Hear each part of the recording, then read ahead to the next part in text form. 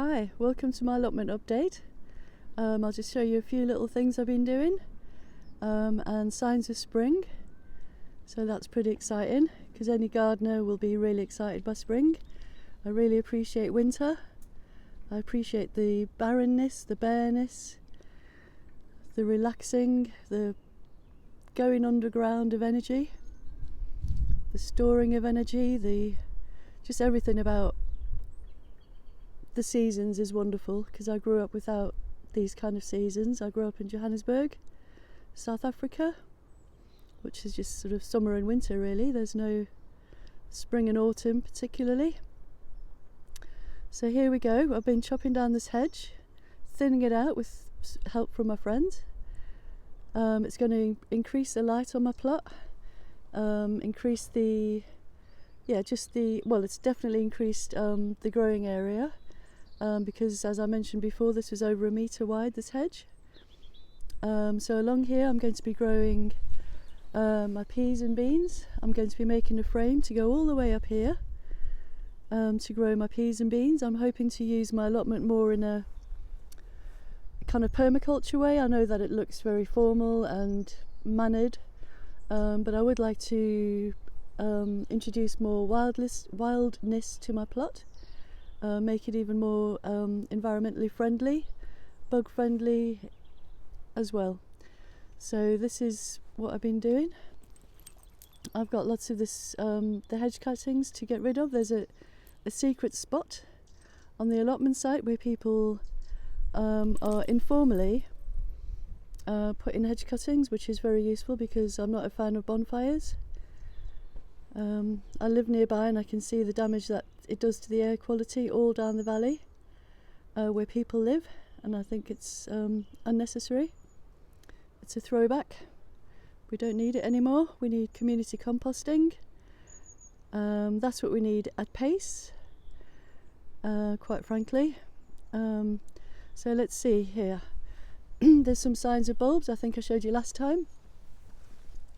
We've got some daffodils right down in the back there. We have bluebells coming. Here I've got some snowdrops under the periwinkle here. They'll be coming up soon. Oh, more bluebells. Fantastic. I'm really glad that I can recognise a lot of bulbs now. I can't recognise them all, but I do recognise a lot more than I used to be able to.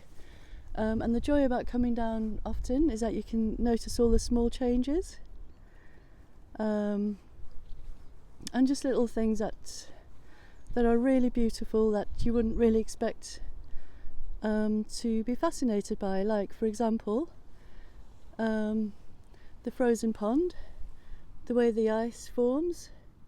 I find that absolutely fascinating. No idea why it forms in different patterns on each bit of frozen water. You can see the frozen bubbles in there that have been trapped by the ice. So that's all my oxygenating plants.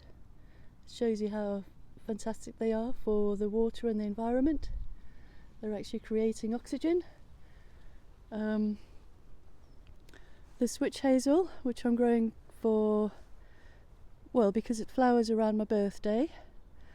Absolutely love the smell, but last year I couldn't smell these at all, not because I've had COVID or anything, but I'm not sure why they're not really smelling strongly. Maybe when it gets bigger I'll be able to, there'll be more of a fragrance, but I really love the fragrance of witch hazel. Signs of life. Little yarrow sprout in there, gorgeous pink yarrow and white yarrow. There's the mallow is tiny little purple sprouts coming up here. I'm not sure I don't know if I can see them. I can see them on the other plant, but I'm not sure I can see them here. Oh, look at this moss. I love all the different kinds of moss. I'm trying to cultivate a little moss garden here because this is where the pond overflows. And these are the water-loving plants along here, like marginal plants, like this meadow sweet. And I'm not sure whether Mandara bergamot is water-loving, but it really seems to like this spot. And this patch is getting bigger and bigger. Obviously mallow really loves it marshy and watery. So what I'm trying to do is kind of work with the topography or whatever of my plot. But you can only really discover that once you've been working somewhere and going back regularly to see what really works and what doesn't. This moss is flowering here. That's really beautiful.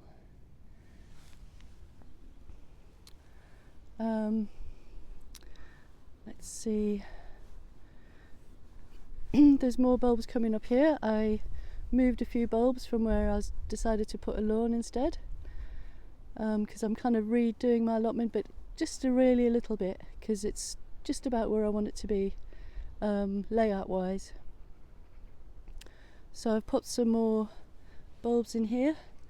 These foxgloves, I'm really excited to get foxgloves. I want to do really tall, this is just like a cottage garden border really, with tall plants. I've got mallow, foxgloves, yarrow, aquilegia and a teasel, which I transplanted there, and these lovely hollyhocks.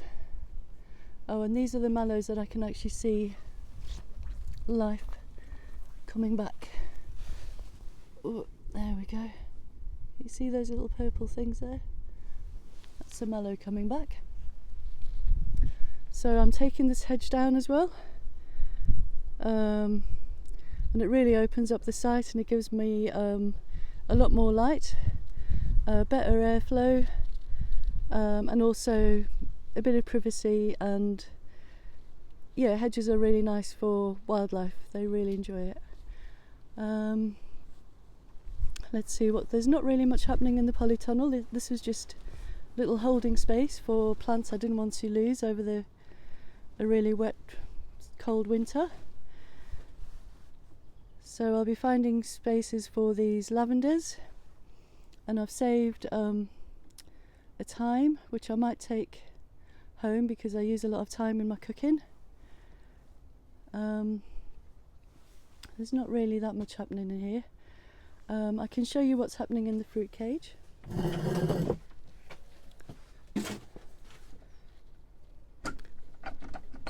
Ooh, that's quite stiff. Right, so the purple sprouting is just starting to put on,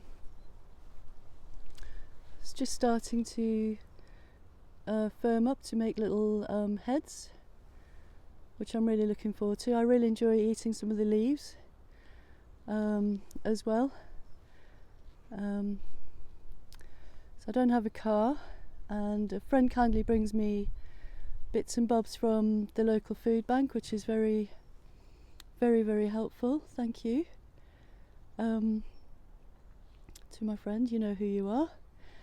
This blackcurrant is coming along, so it's really important for me to grow as much as I can, because it's very hard to get fresh fruit and vegetables around here, and they are expensive, and yeah, they're not particularly fresh. They don't last very long when you buy them. So it's really important for me, for my health and my mental health, to have this allotment and to cultivate as much as I can on here. And also I think it's important for me to be doing soft fruits, because my grandson loves soft fruits, as do I, and I love making jams and chutneys. And they are some of the most pesticided foods that you can buy. So I think it's really important for me to be growing them. And a lot of soft fruits do grow really well in pots.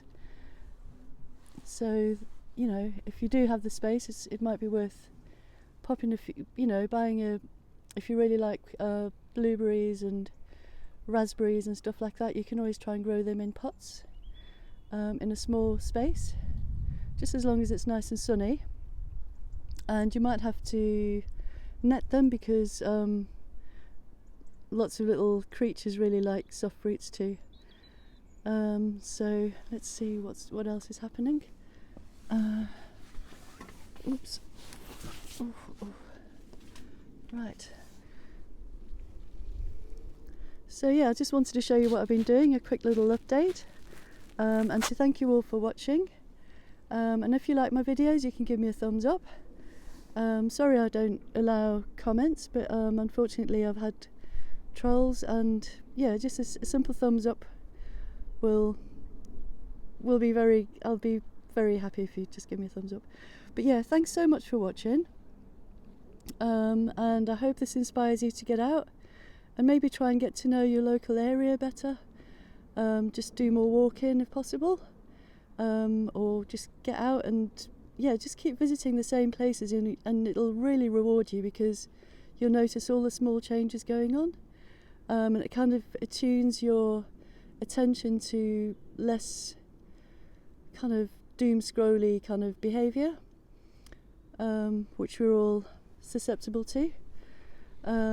Yeah, so thanks very much for watching, and yeah, thank you, bye.